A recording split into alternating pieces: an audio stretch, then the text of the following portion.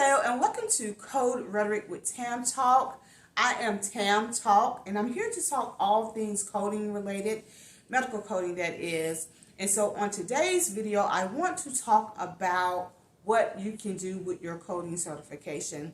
A lot of times when people, when their interest is piqued in medical coding, they want to learn more as it relates to what can they do, what's required to become a certified medical or certified professional coder. So today I want to just try to answer some of those questions and just kind of share based on what I've seen, my experience in this industry, as well as recommend some other things that you can do to help you solidify your decision of whether or not you want to be in medical coding, or if you're already in medical coding, what you can do, what other things you can do outside of just medical coding with your certification. So I'll start with, of course, if you spent time and invested money into studying medical coding, the first thing you want to do when you finish is to code, right? Whether that be remote coding, whether you're in the office coding, you want to code. You want to apply the skills that you worked so hard for. You want to apply them so that you can gain some experience and even some more knowledge into that particular industry, which is fair. I mean, why not? But as we all know, especially if you are one who's in the midst of looking for a coding position, it is a challenge because employers are looking for individuals with work experience as a medical coder. And so it leaves you frustrated because it's like, how did those who, I guess in the past, that were, just finished coding, studying coding, how did they get their roles? And so there are a lot, or at least I'm seeing a trend of employers starting to hire more new coders fresh out of school, fresh out of their training, to give them an opportunity to learn, to gain experience, to gain valuable experience into this wonderful industry of medical coding. So that's great. But what if you're to the point where you don't want to do coding? You have a certification, but you want to take it to another level, or you want to evolve in your coding. Great. So there's many things you can do with this. So I will say, from my experience, I've worked as an educator. I've worked as what else have I worked? An auditor and public speaker. Not doing a great job with that right now, but yeah, public speaking. So all of these things, and those are just a few things that I've done, or roles that I've held with just my coding certification. And then as you can see, I'm on YouTube. I'm telling you what I've done with my coding certification, so you can become a YouTuber. And so the next question that comes up is like college education. As you can see, my college degrees back here. So you don't have to be a college educated professional to become a success at coding, right? And I tell people many times that, yes, I am college educated. Yes, I do have college degrees. However, a lot of my careers, a lot of my roles were based on my coding certification. I make a living from my certification. My college degrees actually, it just provides more knowledge. It expands my network, and it allows me to be a little bit more creative when it comes to ideas and content that I want to create as it relates to this particular industry. But no, don't get it twisted. Most of my career or my career roles or positions have been based on my medical coding certification. And like I said, I've held roles from leadership all the way down to, like, again, a remote coder. So yes, yeah, don't sleep on the certification now. Don't sleep on it. And also, we know that given the economic status, or where we are at this moment, in the economy, a lot of programs are teaching individuals practical skills, practical training in a particular industry, so that they can enhance their resume, enhance their knowledge base, and enhance their skills, so that they can secure roles or positions to earn an income to live, right? And one of those things, again, is medical coding. And so medical coding has been around for a very, very, very long time. And again, like I said, I've been in the industry for 25 plus years coding. And so the next thing I want to talk about is, what is it I want to talk about? Let's see. So we talked about what can you do with it. Do you have to have a college degree? No, you don't have to have a college degree. So what can you do with it? Perhaps you have some hobbies. Perhaps you have some other creative ideas that you can use to expand or evolve your knowledge base into medical coding. So this is where Alison.coms or Alison Courses come into place, because Alison offers a variety of courses, online courses, where you can complement your medical coding certification or experience.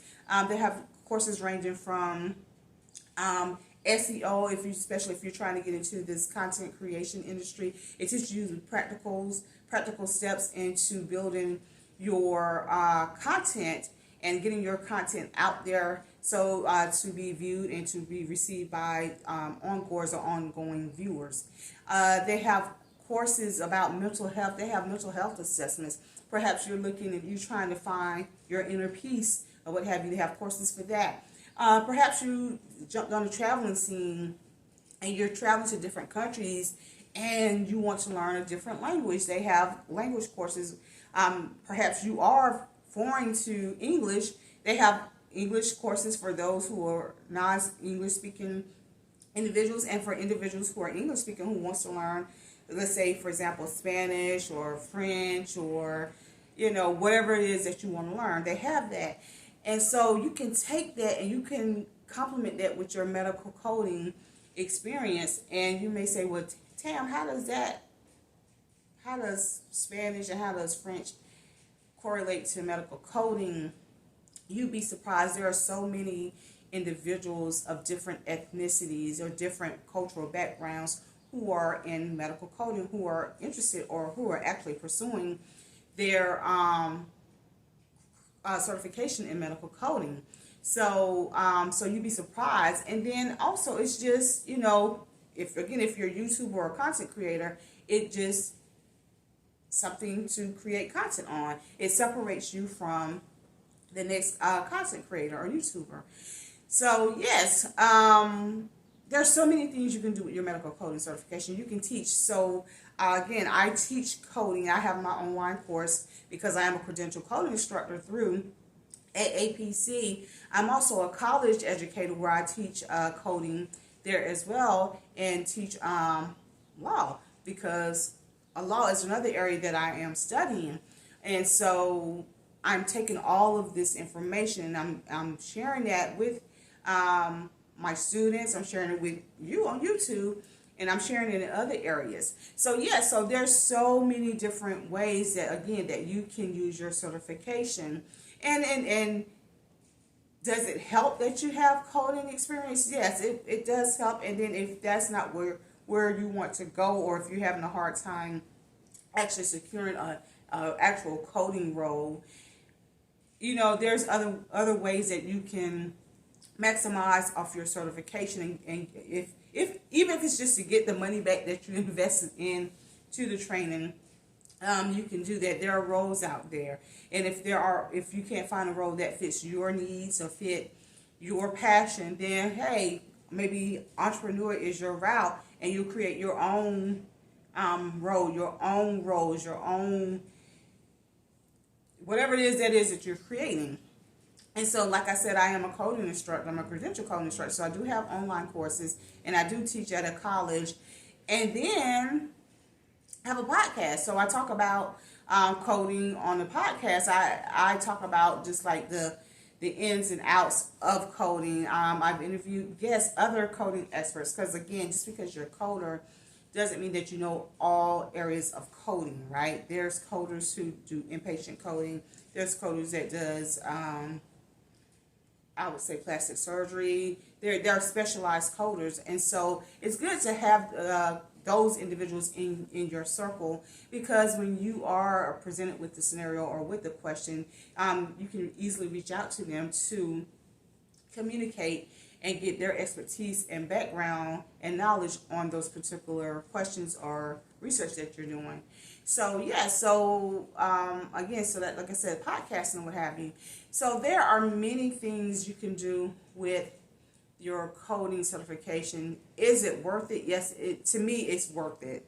I would say that it's definitely worth it. Like I said, although I have college degrees and things of that nature, I do make a living off of medical coding, right? Whether it's coding itself or just talking about coding or just whatever it is, it's coding related. Will I ever go back to coding? Well, I do some consulting with coding. I do some compliance consulting when it comes to coding. And another thing, you can work in compliance and not have a college degree. I worked as an auditor in compliance for many years prior to having my college education. So again, the college education just kind of enhances your worth, or it expands your network when it comes to, if you're trying to network and trying to secure roles, it just enhances that or expands your network.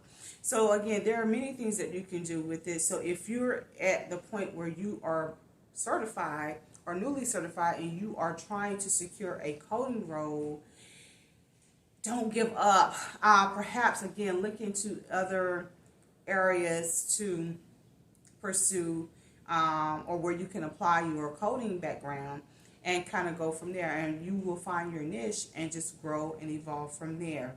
And then also, if you're not sure, again, check out Alison.com to see what they have available. They have some free courses out there. They have some that are provide traditional credentials as well as diplomas. So again, try Alison.com, and as your friend and as from one coding pro to another, I have a special link for you that you can click on that will take you to Alison.